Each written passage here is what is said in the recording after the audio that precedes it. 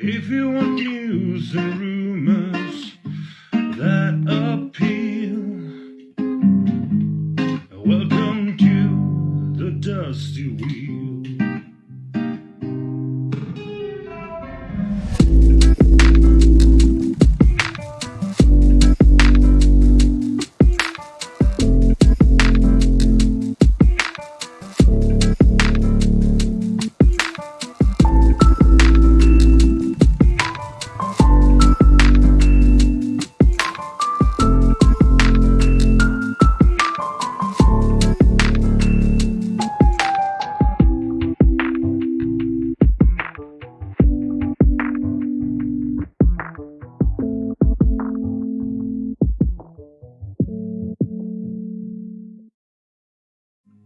If you want news and rumors that appeal, welcome to the Dusty Wheel. Hey, welcome back to the Dusty Wheel. I'm your host, the Innkeeper, and this is our live call-in talk show all about the Wheel of Time.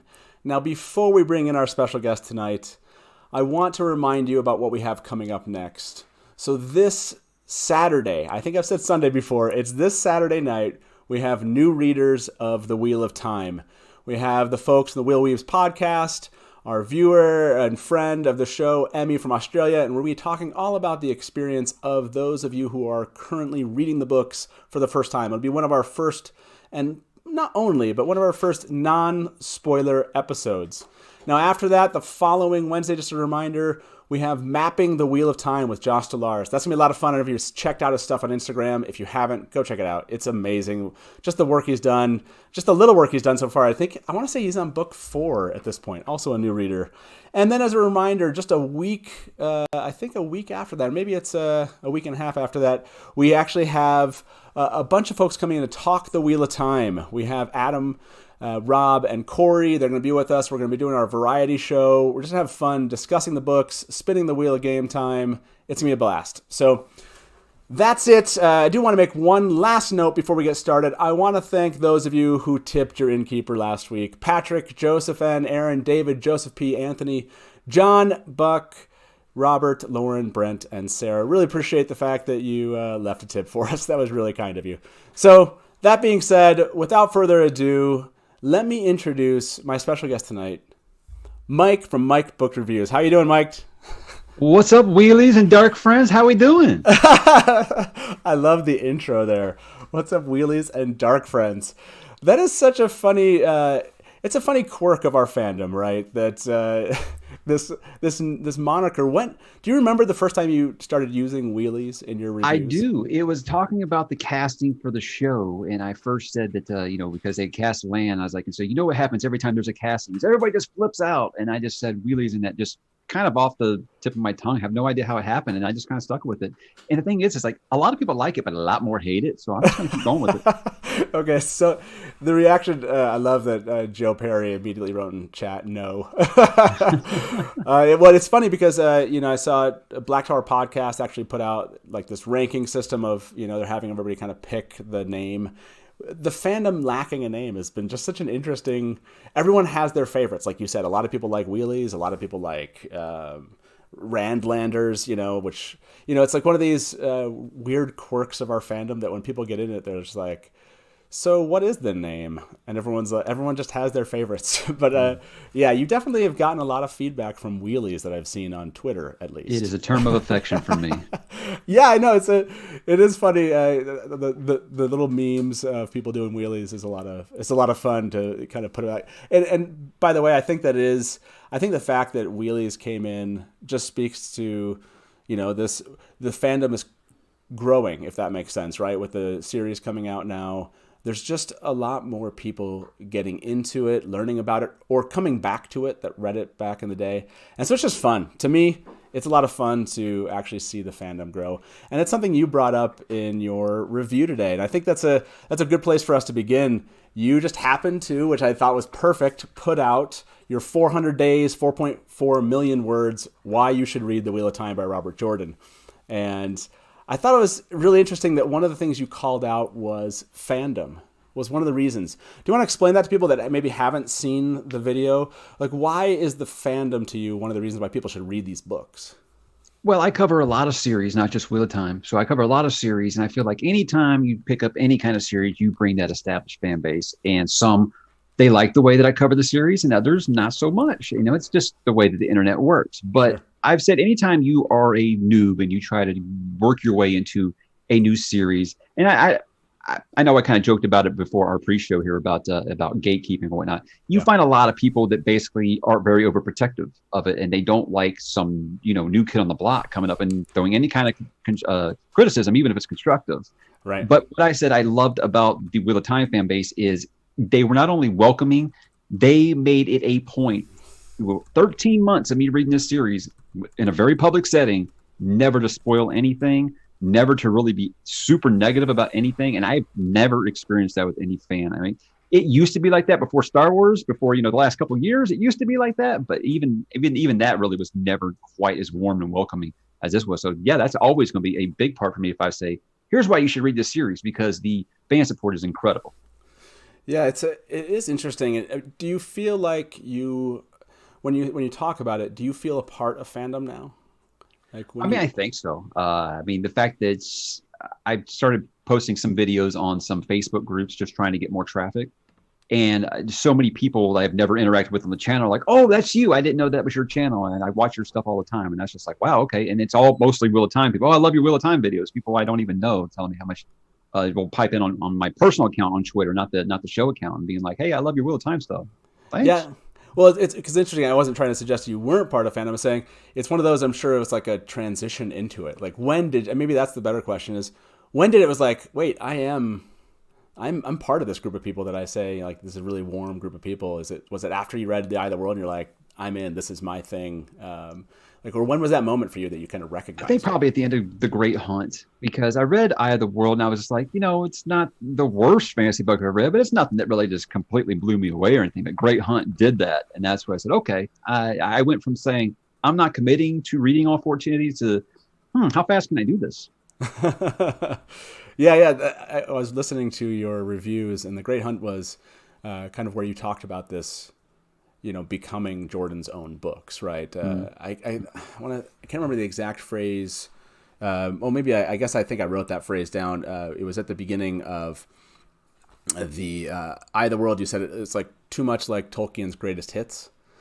And I think that's like I think that's almost something that we all kind of, those of us that have read Tolkien, recognize immediately, right, about that first book. And The Eye of the World's never been my favorite book. It wasn't until, just like you, I think you expressed this, it wasn't until like The Great Hunt where I just was like, okay, I get it. Like this is Jordan. And I know a lot of people react. A lot of people don't like it when I say that. A lot of people are like, The Great Hunt, The Eye of the World is one of my favorite books. And I'm not saying it wasn't a good book. It just, I didn't feel like it was different than everything else I had read until I got to The Great Hunt. And that's where I felt like it completely just took a different turn. And I felt like you had kind of expressed that same feeling. When you think back on it, do you still feel that kind of way, like The Great Hunt is where things changed? Absolutely. For you? That's still my favorite book in the series. And I think it's for one very simple thing. I did a video a while back of my top 10 moments at the halfway mark. Number one still hasn't changed. My favorite moment in the entire series is the flicker, flicker, flicker. I win again with Sanderson. That was where my mind was completely blown away. It was like, I have never read anything like this in a fantasy story. Just complete hard left. I was like, so are we going to go to the two towers in this one? That's how I was feeling it. And then I was like, wow, that really took a turn to where that was when the moment I was in, I could not stop. Yeah, it was interesting. I was reading something about Jordan recently. He said something like he felt like maybe right at the beginning he kind of everyone knows this, right? Like the whole idea that he did purposely kind of include some of that to smooth out that road into his books. A lot of us feel like that went on a lot further in The Eye of the World than I think that he said. Like he was like, yeah, the first couple chapters basically, and I always felt like, no, I've kind of felt like that throughout, not all the way up to necessarily right to the end, but it definitely felt like that throughout. And it wasn't until, like you said, The Great Hunt where I started going like, what is this going to become? And that's where my brain opened up. But back to this question about fandom, and I brought this up to you before the show, but I told you I wouldn't ask you till right now. Okay. You talk about how in your reviews, closer to the last couple that fans really started kind of, I don't know how if you want to explain it, but they started reacting to you a little bit differently than they had reacted at first. What was that experience like? And maybe you can kind of give more color to that, because I think I have an idea of why that's the case, but I want to hear kind of how that experience was for you. I use a very, very bad word when it comes to fantasy and fiction. Is I use the word Mary Sue, and I think that's what turned a lot of them against me. When I first started, everyone was like, "Oh, I don't agree with everything you say, but I'm glad you're reading this. I think it's great experiencing this through your eyes and whatnot." And then I made a comment about how I didn't care for a particular story arc from Egwene, and oh my God, do you think I'd insulted people's mothers? Because it was really weird. Because all my videos prior to Knife of Dreams, anytime anything about Egwene come up, I'm like, Egwene sucks, Egwene is the worst. And then as soon as I mentioned something that I didn't care for, people just completely flipped out at me, and it completely caught me off guard. I mean, they were like bullying other people in the comments, and I was like, what is going on? So that was where it wasn't ever to a point where I was like, oh, you know what, this fandom sucks now. No, it was just It completely caught me off guard, because it had been 100% positive up to that point, and that was the first time. Still 99% positive, but that 1% was very loud. Right. I do want to remind everybody before we get too far down the road, there will likely be spoilers of some degree as we talk about kind of favorite moments. We might even get up to the end and see, dig in there a little bit. So there will be spoilers. If you've watched up to this point, maybe come back after you've read the books, or just leave your question. We'll try to catch it and come back again. But I don't want to say that I know exactly where all the spoilers will show up. So I just want everyone to know that. And if you happen to be here first time you're watching us, love to have you like the video. That's just how YouTube kind of gets this video around everybody else if people are watching something they like. So if you can hit like, and if you actually like this afterwards, give us a subscribe. We really appreciate it. So, but that part that you just brought up, and we don't have to dig into that character per se. Oh, thank God. But I do want to point out this, which I think this also has something to do with it. Yes, maybe that the thing you said and the character you brought up, but I want to say this. You mentioned this, like the fandom's extremely welcoming, and I think they are. And I think the fandom just kind of waits until you get to a certain point in the series, and then they're like, yeah, now you're in. Now we can talk. Now we can say, not that they were disagreeing with you before. It was like, yeah, now you know how we feel. Now you've been through it. Now I'm going to give you a piece of my mind now, because I feel like this is less about, you're just entering this new world, and more like we can share and swap war stories about how we feel about these characters and how they make us feel. And so I think as you get closer, anyone that's reading the books of the series for the first time, I think as you get closer to an ending of the series of the Wheel of Time, I think that's when you're going to get into more, not negative conversation, that's not the point. You're going to get into more like very highly opinionated, angry. It's right around there, and so you definitely hit on a topic that was one of those where it's like, yeah, you have an opinion now, and so do I, and I'm gonna share this. And I know you're not gonna be offended, because you're in the fan, you're part of this now, and you're well into it, and we can have this serious conversation that we're gonna have about this character. I think I know this moment you're talking about. For me, my experience, it was once I got past Crossroads or Twilight. That's when people stopped treating me like a rookie.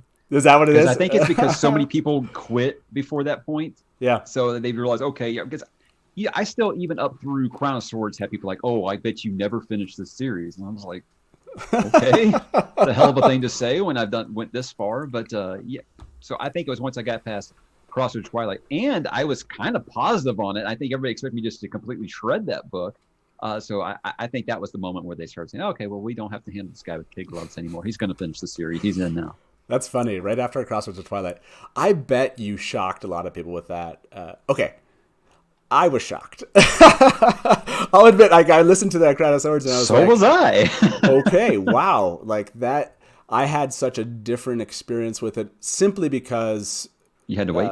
Yes. Yeah, I was one of those people, and it really didn't feel like what I wanted it to be. And actually, I think you've expressed a lot of thoughts since then that make a lot of sense about how we all felt in that moment. It's just that moment kind of delayed itself until later. In other words, and we'll talk about this a little bit later as far as characters and the character arcs that just seemed to kind of be delayed and delayed and delayed. And I think there was that feeling for some of us who had just kind of waited book after book.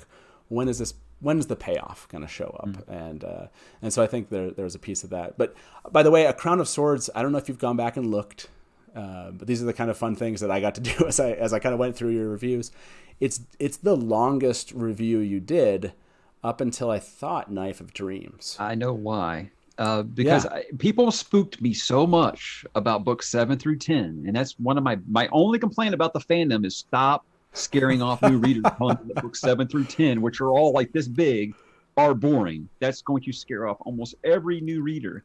So I was so spooked by that. After I finished Lord of Chaos, I was like, okay, I'm going to take a little break. I didn't mean for it to be 6 months of a break. I just got involved in numerous other series, and the channel started actually doing things besides Wheel of Time, and that encouraged me to do other series. But that was, I think, why I had taken such a break, and I was just so excited to actually talk about it again and having an actual audience at that point. Because, I mean, the channel was still so new that first month. I was under 200 subscribers when I got to Lord of Chaos.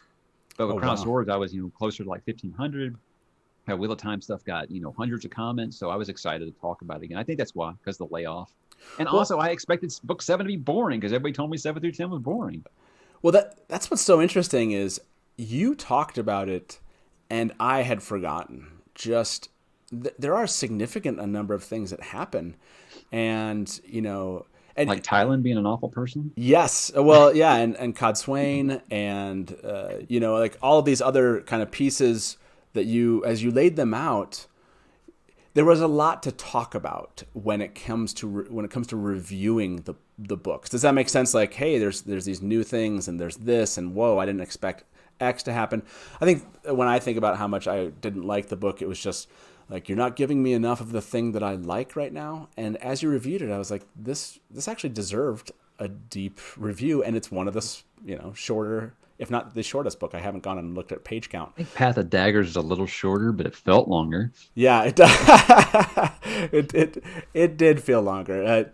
Now, but to the video that you put out today, and generally, for those of you who haven't watched it, if you're watching this and you didn't know that he put out a video today talking about why you should read The Wheel of Time, it's really worthwhile, even if you've read the books. It's a very interesting kind of view of it that you bring. And so those of you that go find it after this, go watch it.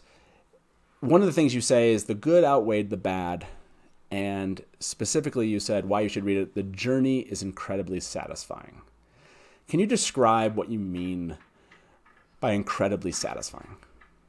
Well, most people think it's going to be just the length, but to me, I think it was so satisfying because I don't remember if we talked about this on the show or before the show, that you have those friends that you would, lay down in traffic for. And you have those friends that, they're friends, but you wouldn't mind punching them in the face once in a while because, it's because friends are like family after a certain point. And I felt like these characters very much felt like family or friends by the end of it. So what I said in there is you laugh at these characters, you cry at these characters, you want to just punch these characters in the face, you just want to hug these characters sometimes. But at the end, you are incredibly devastated that you don't have that next book to go to.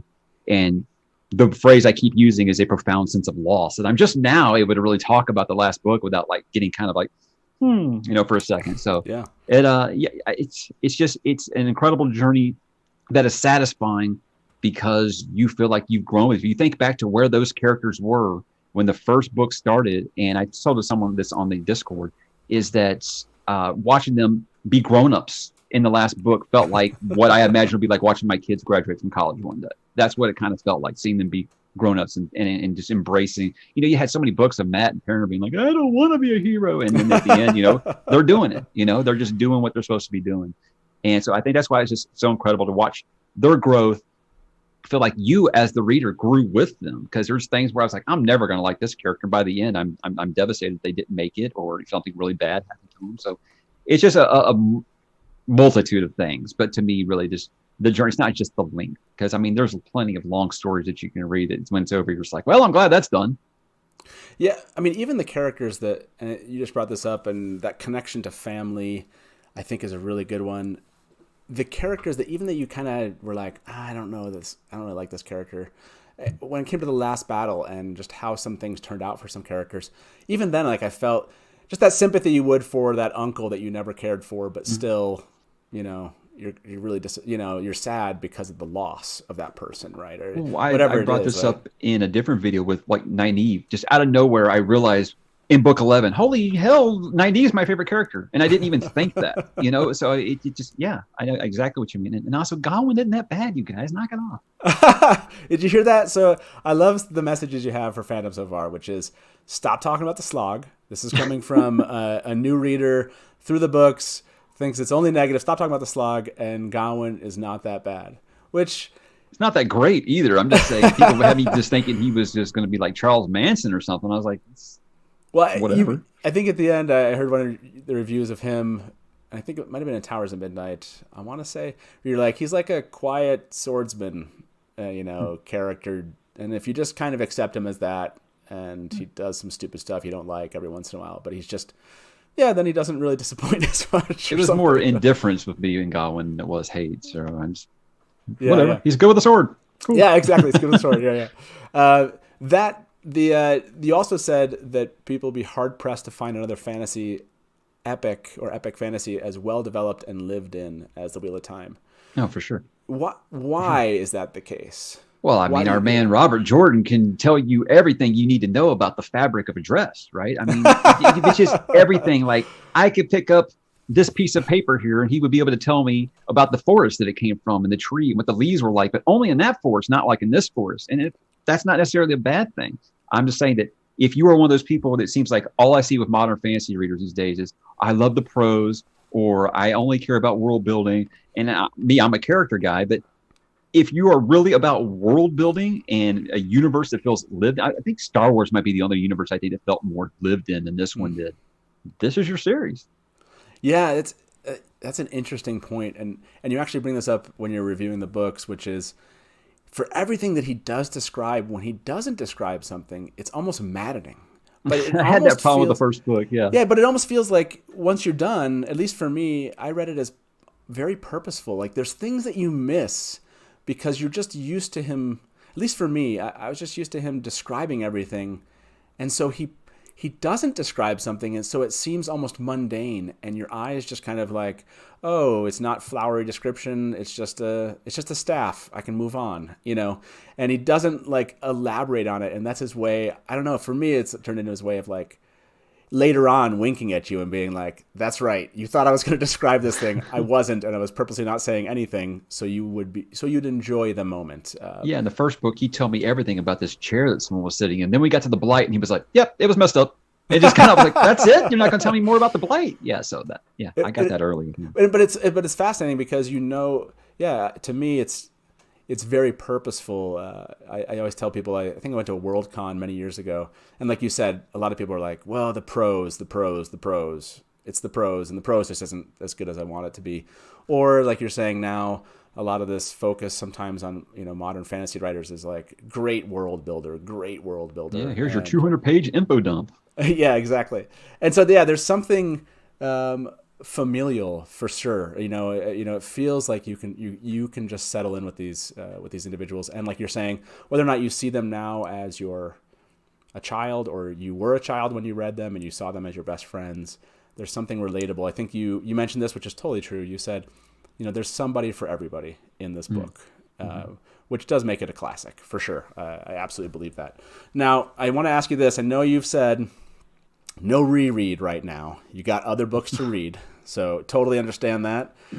But is there a particular moment or book, if you would, like where you say to yourself, I would like to go back and read those 200 pages, or I'd like to read about this thing, or maybe this one book in the Wheel of Time, I'll go back and read it. Is there something that kind of sticks in your mind right now? Well, there are parts that I reread when they happened. Like I read Dumai's Wells again just because it was awesome. But and that was because I took that break between 6 and 7. I was like, you know what? Let me go read Dumai's Wells again to kind of get back in the mood before I kick into Crown of Swords. But to me, it's got to be Rand and Ruidian and To Shadow Rising, that whole bit. Because I said when I first read, I was kind of frustrated. I was like, I'm not sure what's actually happening right now and what is not. And when I went back and reread it, I said, actually, you know what? This is kind of brilliant. And it's one of those things I feel like if I read it again and again, I'd probably get something new every time. Yeah, that one. And I do remember that part of your review. And I think there's so many of those moments, like you were saying, there's so many of these characters that are named that it's just like, okay, enough with the naming of the characters and how many traditions. But it's right. It's that you go back and read it and all of a sudden you're like, oh, I kind of really enjoy now knowing this additional piece of information because I know the basics. And so I think that Jordan layers it in that way really nicely, which is you enjoy it the second time through because the stuff you wanted to ignore up front because it was just too much information now becomes like really compelling. All of a sudden you care about the Aiel heritage or something, and all of a sudden you're like, I'm so glad he added some detail here, even though it was really annoying the first time through. It was a bit too much. I just want to reread all the Elaine chapters again. Okay, I have to empathize there. I want maybe it's possible. I'm kind of curious for people in chat. They're mad about the Godwin comment. Do you think it's possible to, and maybe this is like I shouldn't ask this question, do you think it's possible to go back and love all the Elaine chapters? Give me a thumbs up if you think it's possible to read the books and love everything Elaine in the books. And this will just reveal for me how many people liked Elaine. So thumbs up if you love the Elaine chapters and you think it's possible. Because yeah, I've struggled with that character. Most of the characters I feel like I can. you thumbs down that was good. I feel like I can find some redeemable thing about them, but every once in a while there's a character I just need to fast forward this. But speaking of that kind of wanting to fast forward things, and I know you've told people, stop telling people books 7 through 10 are slow. Is the slog real? I think it's real, but if you're a binge reader like I was, and while I say I didn't like them telling people that, it did prepare me for it. So I'll be honest, it prepared me for it to where I was like, well, that wasn't nearly as bad as I expected. I think the Path of Daggers was way worse than Crossroads of Twilight. I know that might be a hot take. I don't know. That's the one that the further I get away from it, the more it's number 14, and it's not going to be moving up. So yes, I think it's real. But if you expect that it's a transition period, you think about it. This is your middle act where you're transitioning everything, and I still will not shy away from saying I think if books 8 through 10 had been one, just like 700-800 page book, it would have just been like phenomenal. Yeah. And so yeah, it's real, but I don't think it's like a quit the series real like some people talk about, or like it's just making my brain hurt. It's so bad or something. Not at all. Yeah. By the way, I'm watching votes here, and I've seen a lot of thumbs up for Elaine. I think people are trying too hard. You're lying to yourselves. No, but see, that's why when I see something like that, it does make me think to myself, like, okay, maybe on the next reread, I will try harder in some way. I think Elaine will be much better on the TV series. Say the TV series gets that far, the whole claiming the throne thing. I think that could be actually really good on TV. It didn't work for me in the books. Do you think is it just because generally politics in a fantasy series is not like the actual political moments?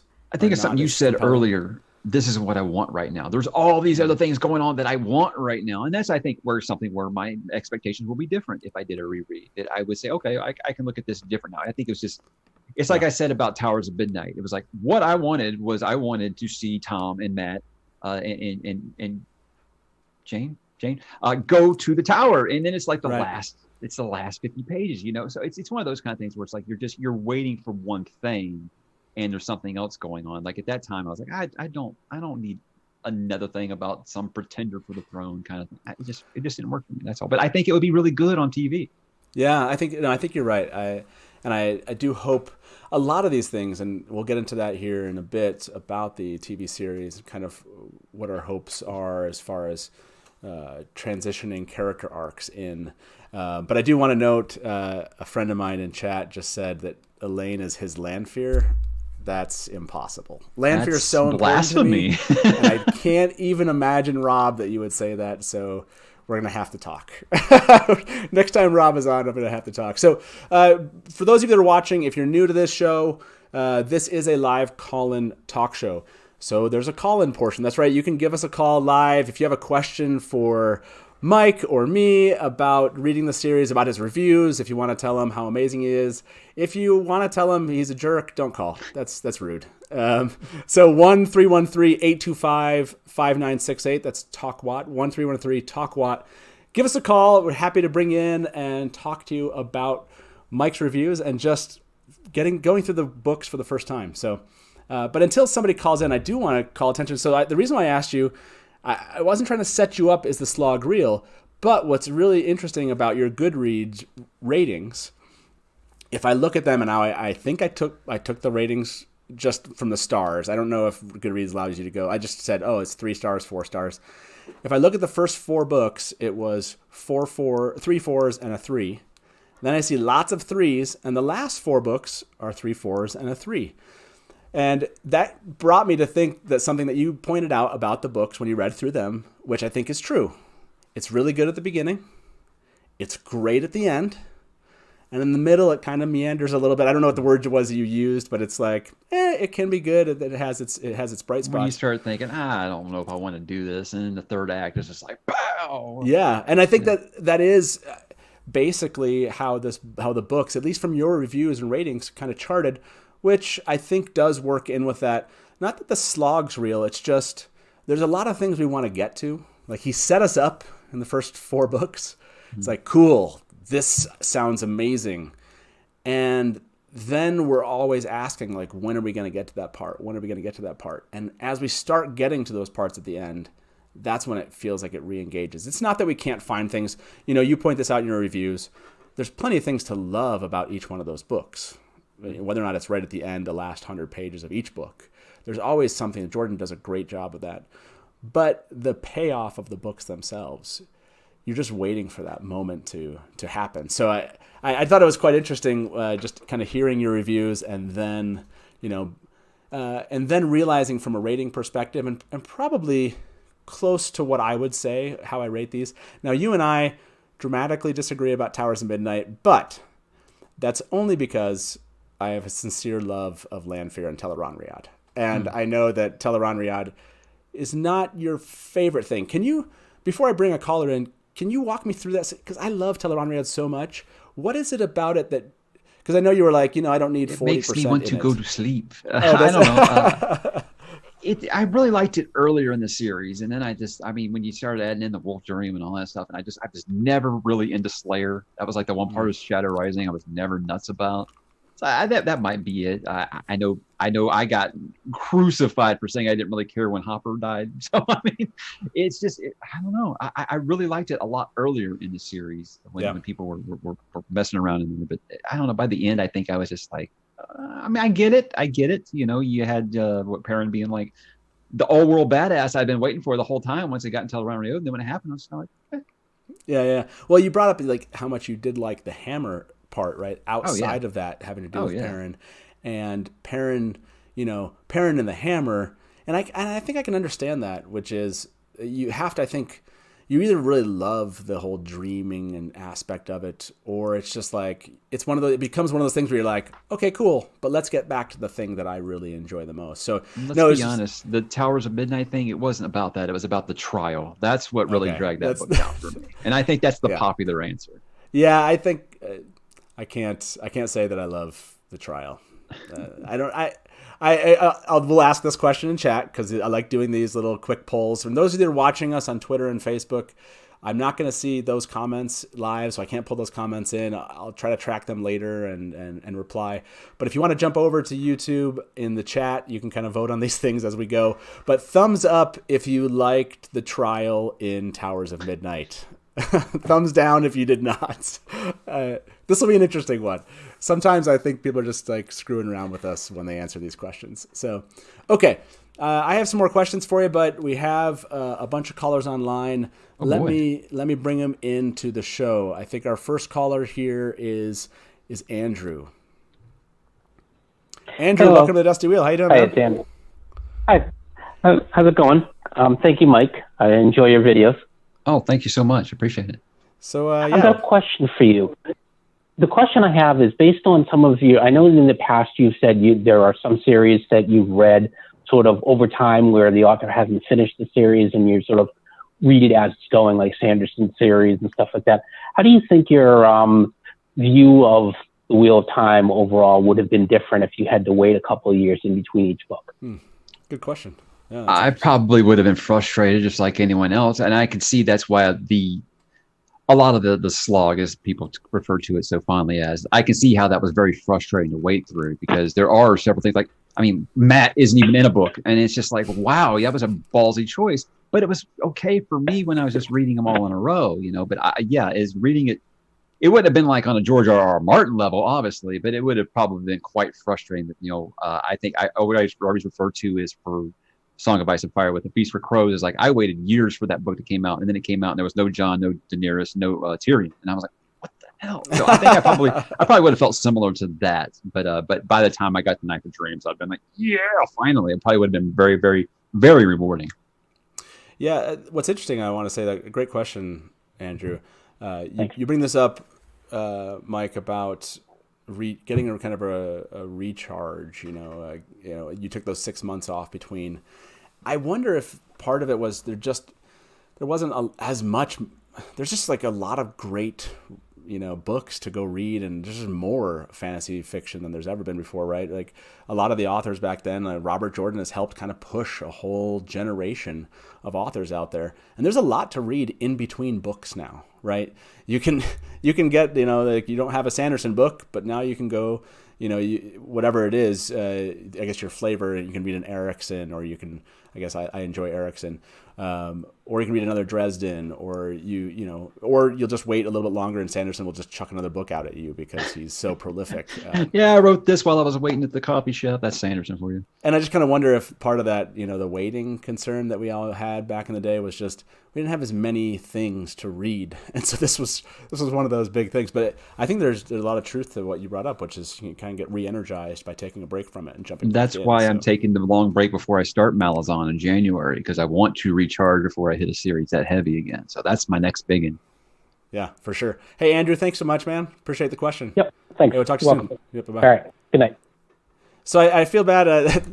Jack in chat, he was like, man, he's kind of basically is like, it's kind of negative. Yeah, there's certain parts, and I've never pretended over the last, I think I picked this up in the early 90s, right after The Eye of the World had been released. Never pretended I haven't disliked some things that Jordan done, but I still love the books completely, and I mean, clearly, right? I do too. Here, it's just when you run a channel like that, basically you're putting a book underneath the goggles. You're really dicey. You're nitpicking, basically, because I'm not the type that's just going to be like, "This is amazing, 5 stars. You're going to love every minute of it." So people look at constructive criticism like that as like, "Oh, you're hating." Well, definitely not hating. I mean, I've got 11 out of the 14 in first edition. Do you think those were cheap? I'm obviously a very big fan of the series. Yeah, and I think we have so much time, right? Like after you read them, we've had so much time talking about what we love, and like you said, I agree with your why people should read the books. It is a classic now. It's all of the things you brought up, I absolutely agree with. There are just some things about the books that if 4.4 million words, I'm not gonna like each word. It's just the nature of the human beast, I think. So let's bring in our next caller. Lancer is on the line. Hey Lancer, welcome to the Dusty Wheel, or should we say, hey Norm? What's up, you guys? What's Mike, up, welcome to the bar. Welcome to join us at the Barflies, man. I got 3 questions for you, Mike. One of them that I asked for all of the new guys who come on to the show. So you have to pay attention. So there you go. Question one is, what do you fear the most when the live action show comes on? What's your biggest fear of the live action? The second question is, what is your favorite scene that you would like to see enacted live? And then the third question is, which character do you think people are going to compare most to any characters from Game of Thrones, because it's going to happen? Man. Wow. Okay, let's. I guess what I'd be most scared of the show is it just not being faithful at all. I've heard Rafe Judkins use that phrase of this is another turning of the wheel, and that scares me. That scares me a lot. That makes it sound like I'm going to use that as my get out of jail free card. I know he's a very big fan, and a lot of his Q&As, I've liked most of the stuff that he said, but obviously I don't need a page by page, retelling of this. I've got the books for that if I ever want to revisit that. I'm fine with that. Just make sure you keep the spine of the story intact. So that is my biggest fear. What character would be compared to Tam would probably get compared to Ned a lot, I think. Maybe. I don't know. The one that I get a lot in the Discord. No, that's actually a different series. Never mind. Someone made a comparison of Jorah to a character in a series I'm reading right now. So I don't know that. What was the middle question? Yeah, what's the middle question? That's what's the one scene you want to see translated on the big screen the most? And why is it going to be the forging of Mjolnir? Hey, well, I mean, I'm hoping the series gets that far. Right now, I've got the cautious optimism. I did the same thing with Song of Ice and Fire when it was being adapted, because I was a Song of Ice and Fire fan long before HBO had those rights, and I was terrified. All I wanted to get to was at least the Red Wedding, just because I wanted to see people freak out, and it happened. So with this, I mean, obviously my favorite scene is the flicker scene, so I'd want to see that for sure. And that's one that I do want word for freaking word to be right. But to try to be different, Dumai's Wells has got to just be absolutely brutal. And I don't know how they would even do the last battle on TV. That just seems like that would make the Return of the King seem small by comparison, I think. So I gotta say Dumai's Wells, because I want to see the meat grinder. I want to see Asha'man kill. That just right, for sure. Hey, Lancer, great questions, man. Thanks as always for being a patron and calling in, man. Hey, we'll talk to you soon. Hey, take care, y'all. Yep, bye-bye. Thank you. Yeah, Dumai as well. I think a lot of people, honestly, to your last point about the faithful adaptation, and not needing it to be word for word, but make sure the spine's intact. Honestly, if we get to the Forging of Mjolnir, or if we get to the last battle, I don't know that. I think part of me is just going to love the fact that we made it. Does that make sense? I feel like there's absolutely. Absolutely. Regardless if it's if I go back and it's okay, that spine is a little bit turned. They took a little. They moved that spine around in ways I didn't like. If we get to the very end, man, this will be one of the greatest decades. Yeah, I imagine this will be Lord of the Rings for you guys. Because for me, being a huge Lord of the Rings fan since I could first read. Getting to see that as adapted as faithfully as it was. I mean, people are going to nitpick, obviously, but if it's similar to what Lord of the Rings adaptation was, I am so happy for you guys, because I cried in all three of those movies just because of how faithful it was. Yeah, I'm hopeful. I would imagine that there's going to be those kind of reactions. By the way, somebody wrote Cersei's is Elida. Do you like that? I think people are connected Elida to Cersei. Yeah, I can see that one. I can see that one for sure. Yeah, that's an interesting one. Okay, or Egwene is Sansa. Egwene and Sansa. To everybody here who likes that association in chat, let's see it. Egwene is Sansa, thumbs up, and let's see if. They're going to ask you to hang up. any loathing for Mike here? Hold on a second. So let me bring in our next caller. It's Kenton from Atlanta. Hey, Kenton, how you doing? I'm fine, thank you. Thanks for taking my call. Absolutely. Welcome to the Dusty Wheel. So what's your question for Mike? First, I want to say I couldn't agree more about wanting to see Dumai's Wells on the screen. Definitely. My question is, having read the books long after they all came out, I definitely still, even having that, still felt the slog. Do you think that the Crossroads of Twilight wouldn't have functioned better, possibly dispersed throughout several books, as opposed to being its own book? Because I feel like on the screen, that's one of the ones that in the show, rather than be a whole season, will probably end up being dispersed throughout several seasons. What I said when I did my review was I wish that I felt like he had it backwards, and I hate saying stuff like that because it sounds like I'm being disrespectful to a genius writer, and that's not what I mean. What I'm saying is, instead of getting the reaction to it, I felt like he did it backwards. I felt like we should have got Crossroads first, where we're seeing, hey, something just happened over here at Shale Gold, or not Shale Gold. Where are we at? I can't remember where it was.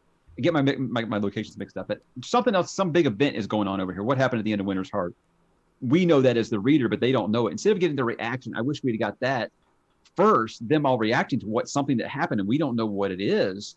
And then at the end of that, we're like, what is going on over there? I want to know what is actually happening. And I hope that that's the way they do it in TV. Instead of seeing everyone's like Facebook posts about what happened there, I would rather just see, hey, what is going on over there? But yeah, I definitely think that Crossroads Twilight on the show, they get that far. I think that 8, 9, and 10 are going to be down to like one season. And I've been one of those that's like, I wouldn't mind seeing 2 seasons or 2 books per season, even though I know that a lot of people feel like, oh, it's going to leave a lot out. But I was just like, these actors are going to age out if the show goes for 15 years, you know, if it's supposed to take place over what, just under 3 years. So I'm in favor of that. So I definitely think that some of those seasons are going to be kind of filtered around. That's a really great point. I never considered having Crossroads be sort of like preface the things that happen at Shadar Logoth with the cleansing. That would be a really good way to depict that we didn't get in the books. That would be actually, I think, will be a good change going. Call me Amazon Prime. Call me. Hey, Kent. Work cheap. Kenton, thank you very much for calling in. I really appreciate the question, man. Hey, we'll talk to you soon. Bye-bye. Thanks for having me. Yeah, for sure. Bye. So, by the way, for those of you that have tried to call in and you got a busy signal, there's a couple slots in the queue. We have 2 callers waiting right now, but feel free to try back if you were trying to call in. That's an interesting question about anything that happens currently off screen. It's going to be tough, right? Because there's a lot of off-screen events like Matt and Couladin, right? That's something I don't want to hear about that happened. No, I need to see that. Yeah, you got to see that, right? There's things that we've talked about, like you have Logain and his gentling. You know, there's things that are going to be interesting to find out, like, do they want to put that on screen for us? Because they can't put everything on screen, right? Now we want to hear it all on screen, and now it's very difficult. And we want to see it all, on screen. And now it becomes kind of a question of, well, what do you have to trade to give us one of those scenes? Do we have to lose something else? Very easy. We don't need to see tea time and bath time with Elaine. Well, bath time I might not mind. The actors and things that they cast, but you know what I mean. Yeah, a little less of that. A little less of the bath time. I got you. Let me bring in Susan from Georgia. All the Georgia peeps. Hey, Susan, welcome to the Dusty Wheel. How you doing tonight? I'm great, thanks. How are you guys? Fantastic. Awesome. So, what's your question for Mike? Awesome.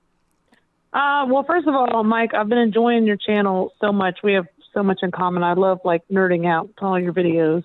Thank you so much. I appreciate that. Of course. But I've been wondering, now that it's been a little bit of time since you read the story, how you're feeling about the battle. There's spoilers here, by the way. How you're feeling about the battle between Rand and the Dark One.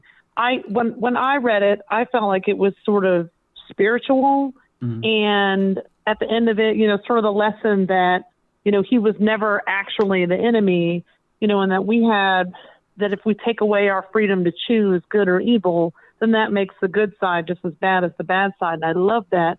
And I was wondering, if any of those themes have resonated with you as you've sat and thought about it over the last couple of weeks.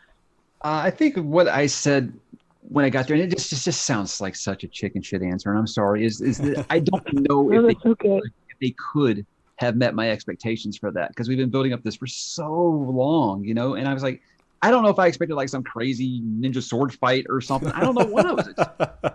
I am glad that there was a confrontation, though, because as big of a Lord of the Rings honk as I am, getting there and then never actually having a battle with Sauron actually really pissed me off as a kid. So when I was doing my wish list for these, I said the one thing that I want to make sure is there is a confrontation for these two. And one of my favorite books of all time is It by Stevie King. And you have a part in there where Bill and Pennywise are having this battle of wills kind of thing. And that's what it made me think of. And I was like, I guess that works. I get it. And I think my expectations were just so high. I don't think that they could have actually been met there. I think it's fine. I'll actually be interested to see, hopefully if the TV series gets there, how they actually express this, because I think it might come across a little better to me that way. But the whole Battle of Wills thing, it worked. But I I don't know how I feel about it yet. I still don't really know. I think that's one of those things. It's going to take a while, and maybe actually reading those passages, just kind of just censor out those passages and read just those, that whole confrontation, and I don't know, be a little more open to it than I was. I didn't hate it. I don't. Again, I said my expectations were just unrealistic, I think. I gotcha. That makes sense. Matt, what about you? What did you think about it? Oh, that's a good. Whoa, that's a good. I was thinking about that answer. So my initial reaction to reading that was that I'm glad it was not Rand having a sword fight with a Shamael again. So I was glad that in other words, I didn't want another moment like that. And so the will side of it, I want to think is going to translate. In my head, it was really interesting as I tried to visualize it. And so I think the visual aspect of everything that's happening in that contest or that challenge, whatever that fight, could be really interesting. And it was to me.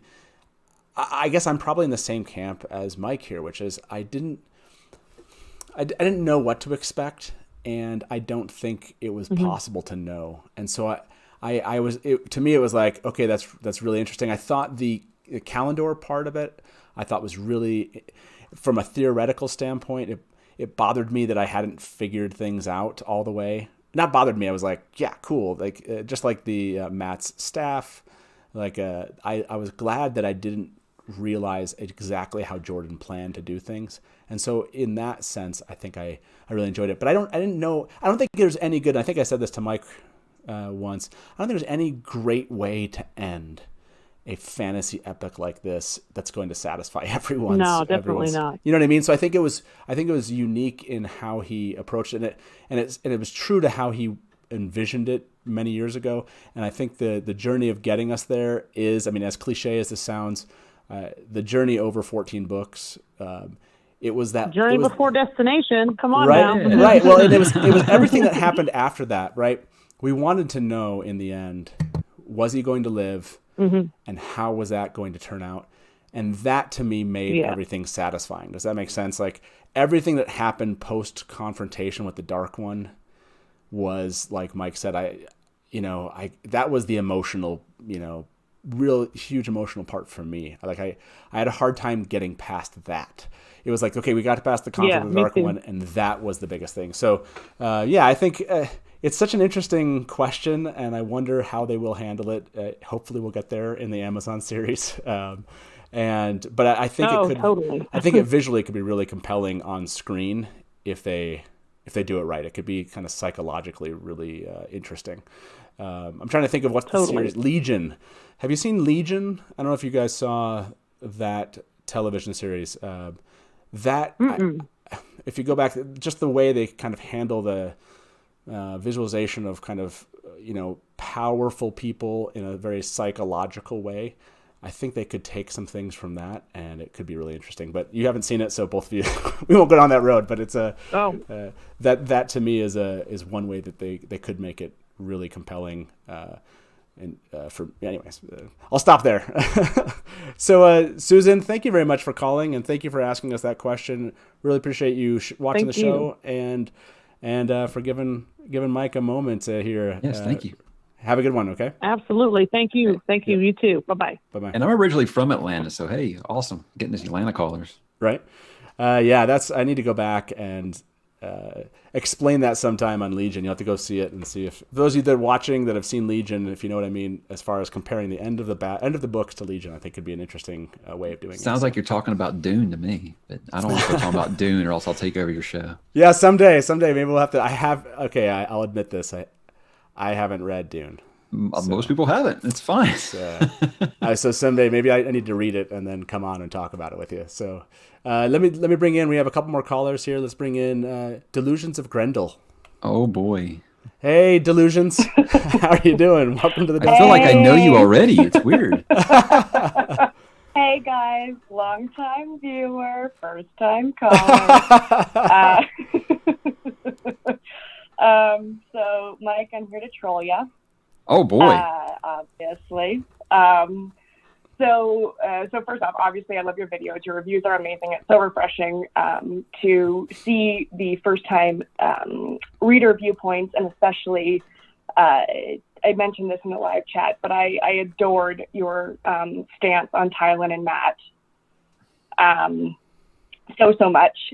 Because it's right. Very refreshing. Because it's right. Because yes, it's 100% right. And I started reading the books when I was 12, so obviously didn't pick up on all of the very problematic issues with that.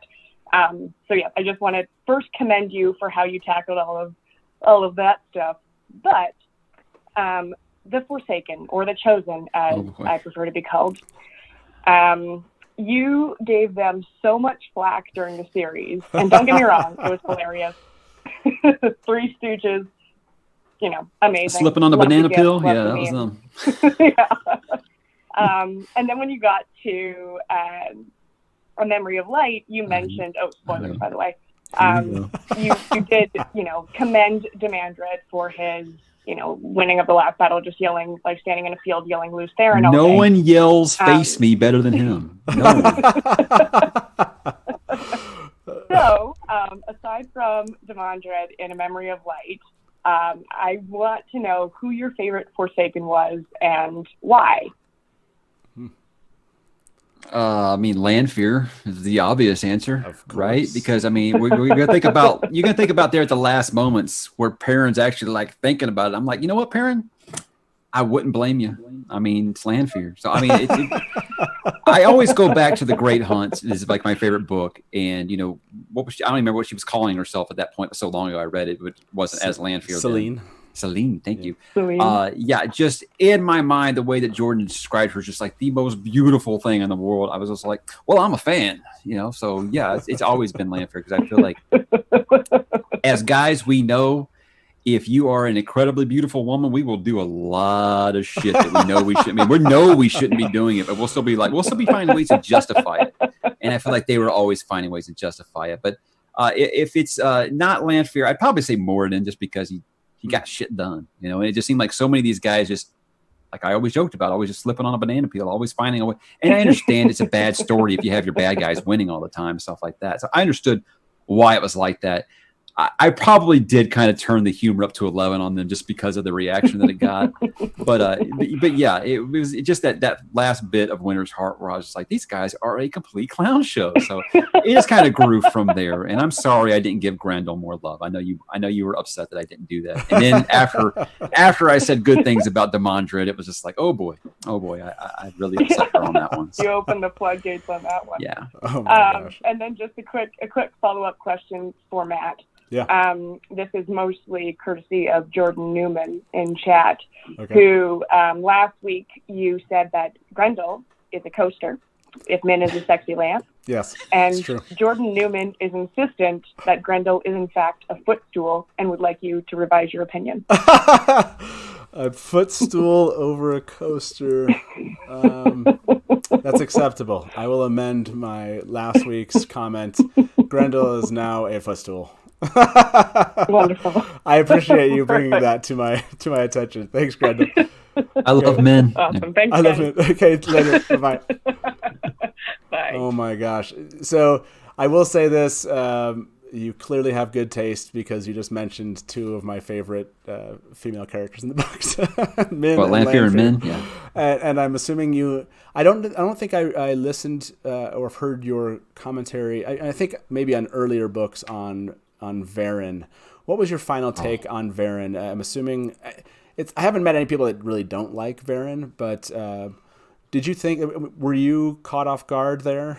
That was number one of number two of the times the series made me cry was Varen. And again, I know I sound like a broken record here. I keep going back to Great Hunt. That just felt like my group, and I knew that there was something not kosher with Varen from the very beginning.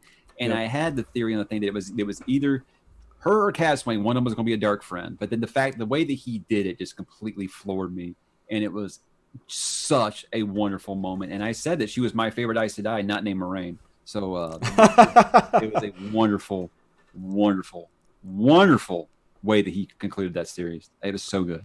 Well, what's absolutely clear to me is for someone who just read the series and for someone who read the series back, when it began, we clearly have wonderful taste. We live time characters.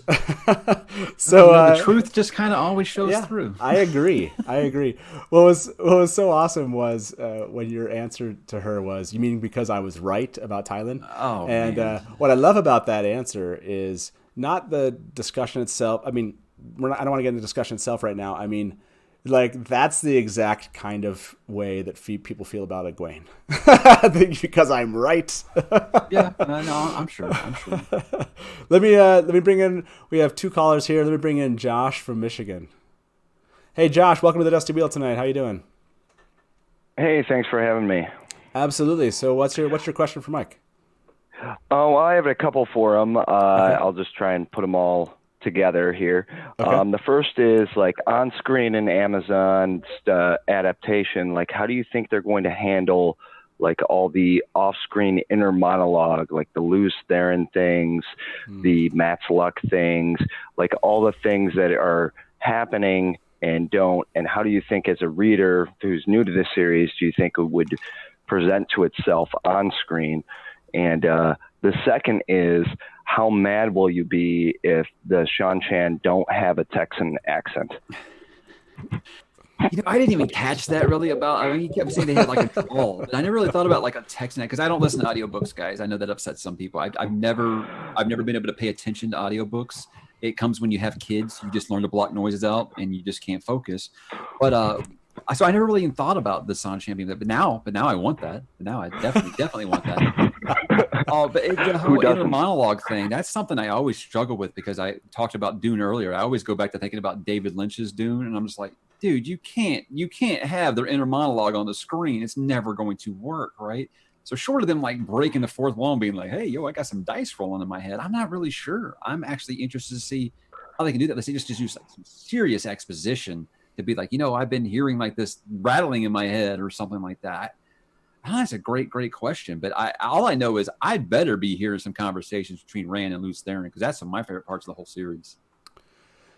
Yeah, I think like especially like how do they conquer like veins of gold happening without otherwise it's just Rand standing angry. Maybe they'll do like, I don't know, this is really gonna go obscure for you guys here. There's a show I like called Farscape, and he got like this chip in his head, so he basically saw a vision of something, or like what they did with Six on Battlestar Galactica, where he can see it but no one else can see it. So maybe they'll actually have whatever actor they cast as Luz Theron actually be there, but only Rand can see him, and then you kind of deal with like, who are you talking to, bro? That kind of thing.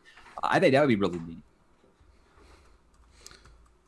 All right, well, thanks for having me on, guys. I'm glad you answered the questions, and it's a great time. Josh, appreciate it. Thank you very much for coming on. Sound effects and a head shake for the dice. That's a good answer. Well, so that one, I really care about how they handle this, because it gets into theoretical territory, and I think I've said this before, so I don't need to like belabor it in this conversation. But what and who and basically what Luz Theron is will be determined by how the Amazon series portrays this voice, this person, this construct, and so that, to me, they will be dipping their toes into highly, at least for those of longtime readers of the book who actually care about like what that is, that Rand is experiencing. For example, like if they all of a sudden, like in book one, we see this other person that Rand can see just because we need a person for him to talk to.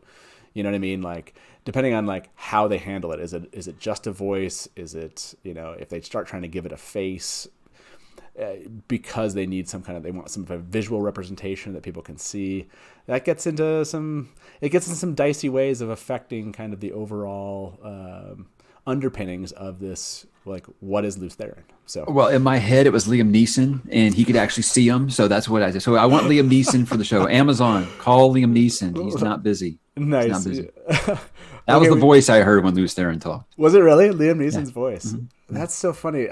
We're going to do this again. I love doing this in chat because I don't know what voice. I want to hear, what voice did you hear? So everyone that's watching here, it's at least in YouTube chat, but you can make a comment on Twitter or Facebook if you're watching it there. I'm kind of curious, what's the voice you heard for Luz Theron in the books when you're reading along? Was it just the same voice in your head that you used for Rand? Did you give it a voice, and was it Liam Neeson? I'm kind of curious what it was. Well, I like it being Billy Zane. That's a great answer. Billy Zane. Oh my gosh, don't do that to me. Oh no, I can't go listen to his voice because I think I would start hearing that. By the way, if you're still here, you're still watching, really appreciate it if you like the video. And if this is the first time you've been here and you like what we're doing, I'd love it if you subscribe to the channel. And we love to do these weekly live shows, and we'll be doing this for the next foreseeable future. So are you seeing some good answers? The best here? answer is Porthos saying Gilbert Gottfried. Be like the Aflac duck. It'd be great. Oh my gosh, that's so hilarious. The Michael Kramer. Oh, Michael Kramer. That's the audiobook guy, right? That's a neat idea. That's funny. I wasn't until recently that I actually heard some things in the audiobook, and so that was never my thing as far as hearing that voice itself. Sean Bean, kind of. That's funny. Mufasa. Okay, sorry for those who are listening. We're just reading off some names that people are throwing out in chat. Rob now is trolling us with Grandpa Simpson, and so let's move on to our last caller here, Tammy from Toronto, Canada. Hey, Tammy, welcome to the Dusty Wheel. How you doing? It's Tanya, not Tammy. Yeah, Tammy, is it? Or No, Tanya. Oh, Tanya, sorry. Hi. I'm actually I do like your show. I have been watching it for a long time, and also I have been following Mike's channel, I think since the 6th book that he was reading. Wow. And I have to agree with you. I like watching other people's journey as they read through the Wheel of Time for the first time. It's always amazing what they catch on to or what they think is important. I have a question for Mike in regards to his that he got criticized for Avienda going to the glass column or going to Rudion again, and why he did not include it in his review. Was that something that you missed, or you just I don't know, didn't think it was important? By the end there, those videos were getting so long that I had to make some tough cuts, and I know that's why people got mad that my Memory of Light review was only an hour. If you try to do this solo, if you try to talk more than an hour, you're going to start rambling, and I do that enough already. I ramble enough already. So it wasn't nothing that I didn't consider anything important. It's just I have to pick and choose some things because I'm going through my notes. I'm just crossing some things off. I just can't talk about that. So it could be something I could probably go back to at a later point. Obviously, no, that is obviously very important. But, I don't have theories on who you curry. Is that what her name was? I haven't been thinking about this as long as some of you guys, so I don't have theories on things like that. So it was stuff that I felt like I couldn't really add anything more than what you guys probably have. I just decided I wasn't going to talk about it. So no, it was definitely not a thing. Well, for me, that I was talking about is about her seeing her descendants and how they get destroyed by the Shan Chan, because I think it was they addressed it in a couple of books too, because she wanted it to be included in Dragon's Teeth. Yeah, that was the piece, and that relates to her first interaction with Nakomi on the way to Rogan. Yeah. Nakomi. Why did I say Yukuri? Too many names. Yukuri, Nakomi. Look, by the way, I want to point this out to Joe in chat. There you go. I pronounced something better than Mike did. Nakomi. You get a lot of names. You get a lot of names wrong on the show. Oh my gosh, yeah. They mercilessly tease me in chat, which is fine. Karheen is how I used to say Kyrian, which is because I don't care about what the glossary says. I never looked at the glossary ever. And so. Well, according to your video last week, I've been saying everything wrong. So. Yeah, that was a fun one. Hey, Tanya. Thank you so much, Tanya, for calling. One more question for you, Matt. Are you going to be doing another episode about the metaphysics? Because I really enjoyed that one. Yeah, for sure. One of the ones I really want to do is all the worlds. I haven't broken down mirror worlds, parallel worlds, perpendicular worlds. I haven't done that piece or what we call the gap of infinity. I haven't added that in there. So yeah, we'll be doing one of those. It'll be a lot of fun. There's I think even mirror worlds and how they relate to the Shan-Chan animals. Robert Jordan. That was one of the infamous where Robert Jordan gave an answer that doesn't metaphysically work out, which is a fun one. We'll cover that. So Hey, so yeah, definitely just be on the lookout for some videos coming up. We'll cover that probably in July, I think. So be on the lookout for that. Okay. Hey, thanks. We'll talk to you Okay. soon. Bye. Okay, bye. Yeah, it is interesting. By the way, I thought, okay, so she brought up that you hadn't, but I thought I listened to your Towers of Midnight review, like part 1, and I thought you talked about. I brought it up a little bit. I didn't go as in depth in it as people wanted. What I said was like, I was afraid when I was reading it. I was like, oh, Sanderson's going to the greatest hits here. I've already read this dude, but he did it a different way, and I really appreciate that. I just didn't go deep into it because I wanted to rant about us getting, a trial for 600 pages. Well, look, that's where the clicks are. There's some things that matter and don't matter, and I get that one. No, that because you had brought it up, so I remember you bringing it up. But yeah, sure, you didn't play in the kind of the theoretical side of things, but that wasn't really your approach there in your review because that one people want deep dives and stuff, and I'm like, there's a billion. I can't do that as good as Nablis or Nublis or whatever I'm supposed to call him now. I can't do that as good as he does or as good as Daniel does. So I was like, why would I even try that? I feel bad about that one, and I'm totally going to release that clip tomorrow, the Neblis one. I will never call Neblis, but I think it's a fantastic audio clip, and so I'll put it out there tomorrow. For those of you that missed the show, that was good. I always said Tarvalon, and I'm so grateful that I found that clip by Jordan. Well, I'm not calling Lan Lawn either. So well, yeah, I can't get behind that either. And I am actually starting to say Machin Shin now. I had never said that before. It's funny that I'll listen to some pronunciations and I'll agree with them, and so I'll take on those. And then I'll listen to some that are supposedly correct ones, and I don't like them, so I just don't. Oh, you'd be surprised. Some of the top comments I get are how I'm saying everything wrong, and I'm like, yeah, that's what happens when you read a book. You read it the way that you want. By the way, Naveless he's in chat right now. He said Robert Jordan is wrong. Look, I feel that way often, many times, and I am not. Look, I'm going to disagree with Robert Jordan when he says that the Shanchan animals came from the worlds of portal stones. So I'm going to slightly disagree with him. I'm going to quibble on some metaphysics someday. So I'm happy to say Robert Jordan is wrong. Nablis. But that is not going to stop me from releasing the Nebulous clip, is all I'm saying.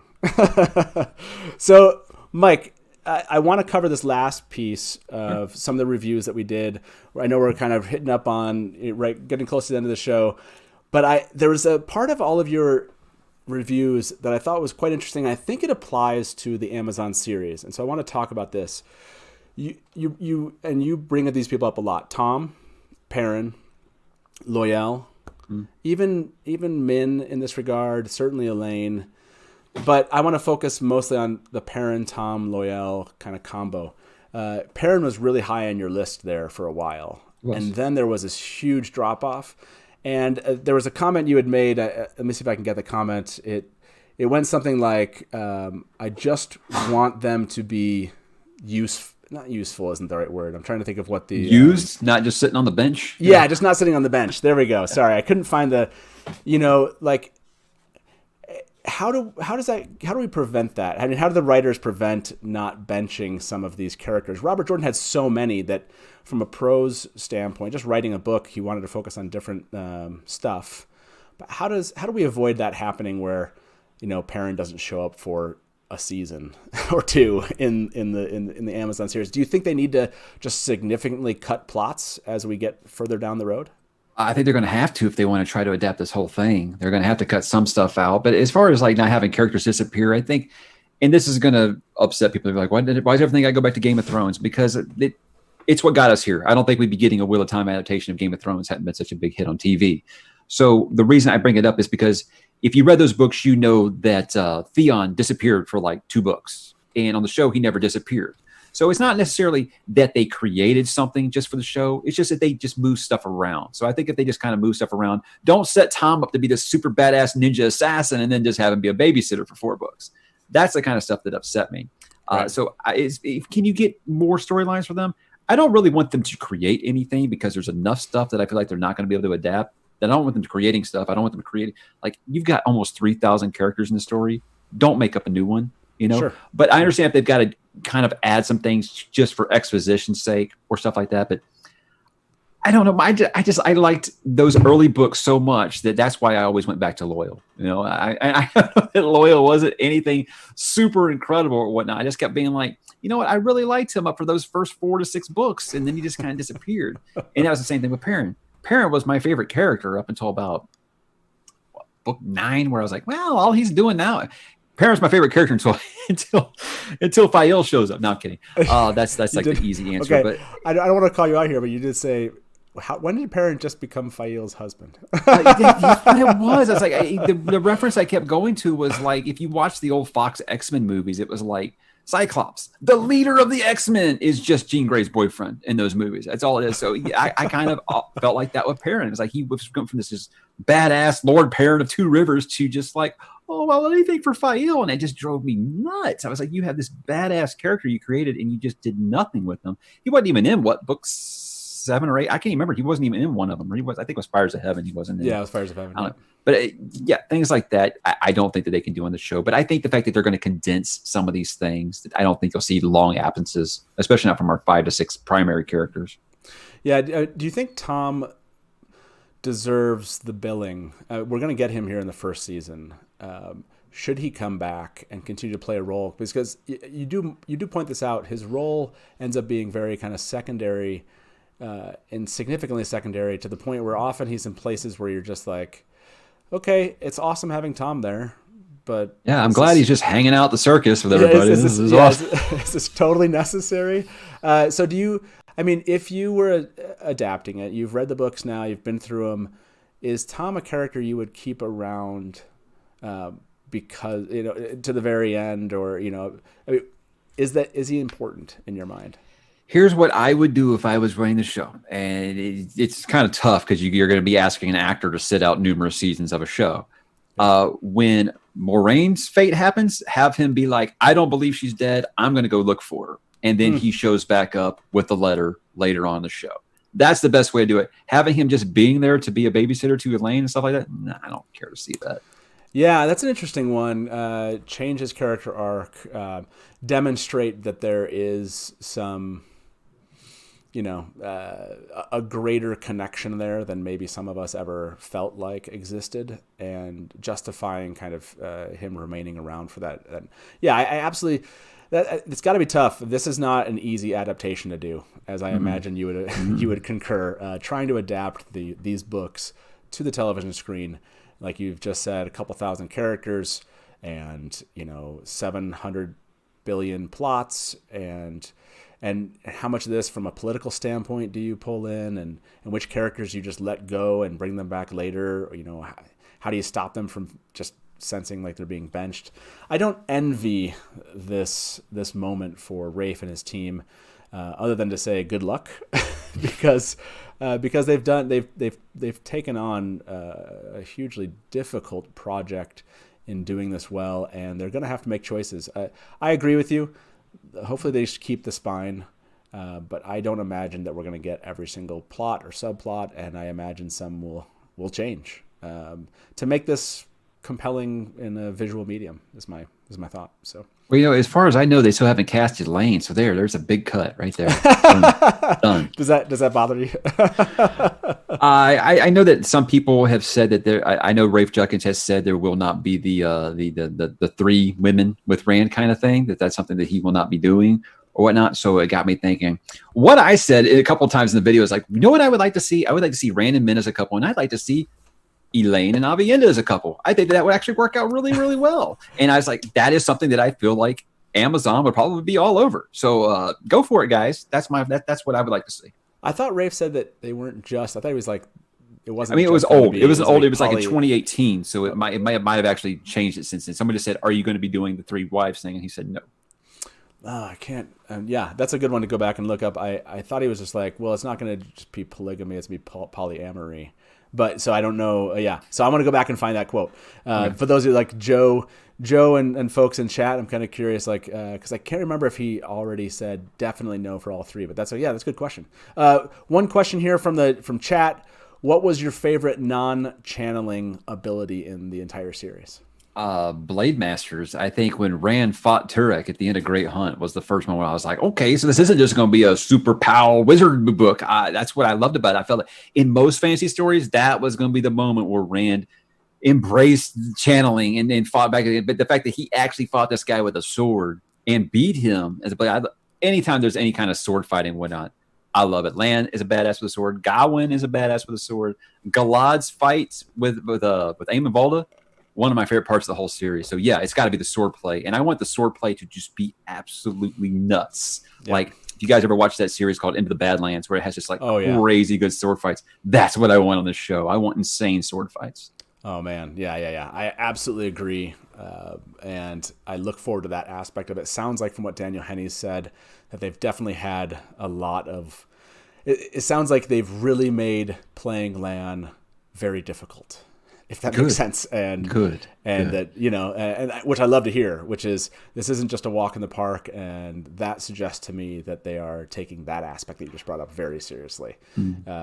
Otherwise, unless he just meant riding horses, which I don't. I mean, you look at whether you like the adaptation of The Witcher or not, I think people can't really say anything about the sword play on that show. It was really, really good. So we need at least sword play that good, at least that good. Yeah, absolutely. Now. There were some other characters, but we don't have to cover all of them. But you had brought up, Matt, that this growing love for Matt, which was so interesting to hear as you were going along and getting to Lord of Chaos and really finally kind of engaging with what you had heard fans cared about as far as Matt's concerned. I'm hoping that isn't the sense. I'm hoping they're able to kind of overcome that in the writing of Matt in the story. You mean you don't just want to be sick for the first 2 books? Exactly. I'm really hoping that the appeal of him on screen, and what's fun about this, right, is we don't have this whole point of view thing that we have to worry about, right? It's not just Rand's point of view the entire first season. So that's nice in and of itself, that hopefully we can get more dimensions of these individuals earlier than maybe we had, just because from a basic point of view standpoint, they don't have to follow that aspect. So yeah, Matt's one of those where you had called out that I thought was really interesting. Now, before we tie this up in a bow, if you will, overall, when it comes to Brandon and Robert Jordan, and having touched the Wheel of Time, Brandon obviously got to write those last 3 books. For fans that are watching, well, what's your overall, just give me a summary of how you think that Brandon did in taking on this world and finishing the story.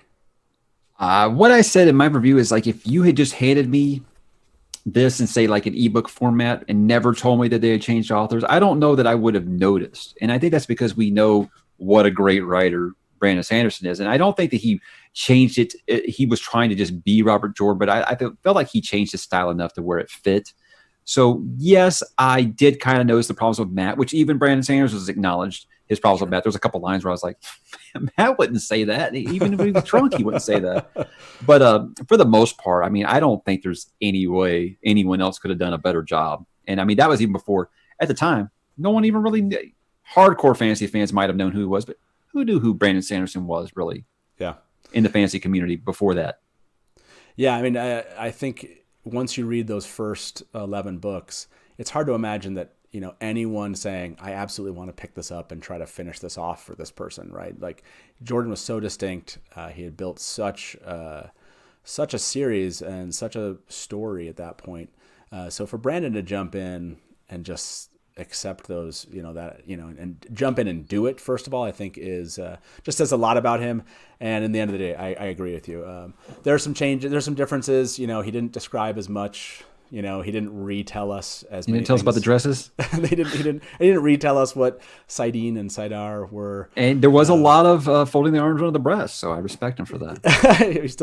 I think people say he made up a new bloody moniker, however Matt says bloody or something like that is different. I just wish he could have told me what the point of Pat and Fane was of the story. That's still my greatest question.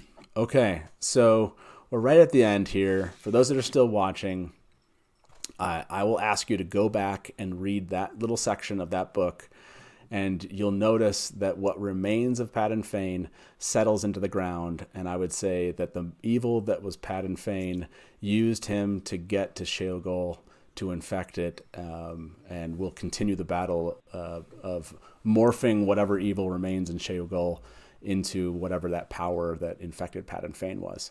So that's my thought on it. But yes, we don't get the payoff that maybe we wanted there. Even Brandon said that he wishes he would have spent some more time on that one. So, but that's my little go away theory for you, is that there's more than meets the eye theoretically as to what happened to Pat and Fane in that last moment. So apparently I got the Rafe Judkins thing wrong in the chat. So apologies. Like I said, I was going off of a chat from like 2018. So well, look, you know me, I want to see a quote, or it didn't happen from the. So even the people that are telling you no, I need to go see that quote. By the way, thank you so much for coming in. Sure. Let me leave this to you. Is there any final thought you want to make about the books? Anything having to do with the Wheel of Time? Anything you'd like to leave the audience that's watching? Your audience that is here checking you out. Is there anything you want to say to them before we end?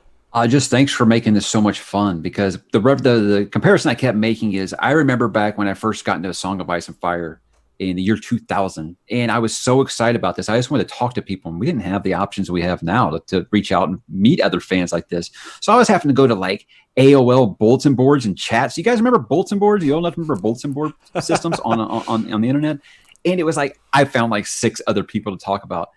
Having these people be able to sit here and talk with about the whole series, and none of them ever spoiling anything for me, is always what I'll be appreciative of this, because it made it just so much fun, so much more fun than if I just read 14 of these and been trying to talk to my wife about it, and she's been like, I don't care what you're reading, whatever, you know. So I want to thank them. That made everything worthwhile. Yeah, thanks to everybody out there. Fandom has been a joy for me for a very long time. And the fact that you can go in right now and YouTube and you can put up your review and you're getting hundreds of comments of people that are, talking to you about the series is an amazing change, and from back in the day. But yeah, thank you everybody. If you obviously are not following Mike's channel, go follow it. Go check out all the reviews. I think you said you'd done like 38 videos. Today was the 39th video. And what I said is that's pretty much the end of my first age, where I'm just going to be reading the book. So obviously the second age is going to be covering stuff on the TV show. Awesome. There's 39 videos dealing with the Wheel of Time over on Mike's channel. You can find his link in the description. Go check him out. Go follow him. What's your next? You have another big fantasy that you're tackling? Malazan in January. We're starting that one, and Realm of the Elderlings by Robin Hobb. Those are my big ones next year. Okay, so I want to follow that one for sure. Malazan I've always been absolutely terrified of, but it feels like the next logical step after Wheel of Time. Yeah, that's a reasonable next step. So thanks again to you, and thanks everybody that's in chat. I really appreciate those of you that have liked the video as we've been here. If you've subscribed, like I said, really appreciate those of you that left a tip for your Innkeeper. That always makes me laugh. And as we say around here, good night from the Dusty Wheel, and smash to black. If you want news and rumors that appeal, welcome to the Dusty Wheel.